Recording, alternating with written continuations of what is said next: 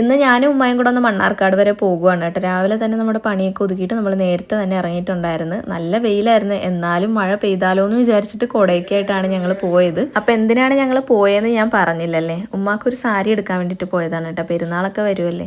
അപ്പോൾ ഞങ്ങൾ സാമിയയിലാണ് കയറിയത്.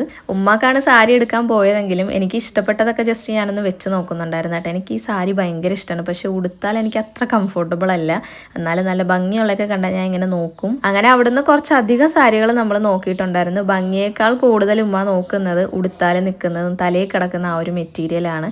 അങ്ങനെ കുറച്ചധികം നോക്കിയിട്ട് ഫൈനലി നമ്മൾ ഒരെണ്ണം എടുത്തിട്ടാണ് പോയത്. അത്ര അങ്ങോട്ട് ഇഷ്ടപ്പെട്ടിട്ടില്ല ഉമ്മാക്ക്, എന്നാലും കുറേ നോക്കിയതല്ലേ, ഇനിയും നോക്കാൻ വയ്യെന്നും പറഞ്ഞ് അങ്ങനെ ഒന്ന് എടുത്തു പോകുന്നതാണ്. സാരി എടുത്തു കഴിഞ്ഞ് ഇനിയിപ്പോൾ അതിനുള്ള ബ്ലൗസിൻ്റെ മെറ്റീരിയലും ലൈനിങ് ഒക്കെയാണ് എടുക്കേണ്ടത്. അങ്ങനെ നേരെ ആ സെക്ഷനിലോട്ട് പോയിട്ട് സാരിയുടെ സെയിം കളർ തന്നെ മെറ്റീരിയലും എടുത്ത് അതിനുള്ള ലൈനിങ് ഒക്കെ എടുത്തിട്ട് നമ്മൾ അവിടെ നിന്ന് ഇറങ്ങി.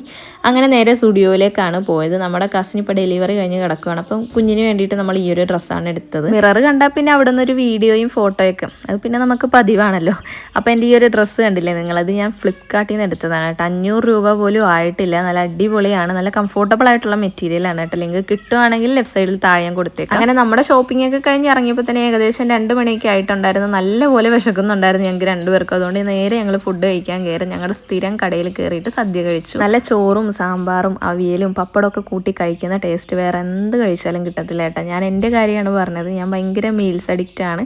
എന്തായാലും ഫുഡൊക്കെ നല്ല ആസ്വദിച്ചിട്ടാണ് നമ്മൾ കഴിച്ചത്. പായസവും നമുക്ക് ലാസ്റ്റിൽ കിട്ടിയിട്ടുണ്ടായിരുന്നു. നല്ല അടിപൊളി പായസമായിരുന്നു കേട്ടോ.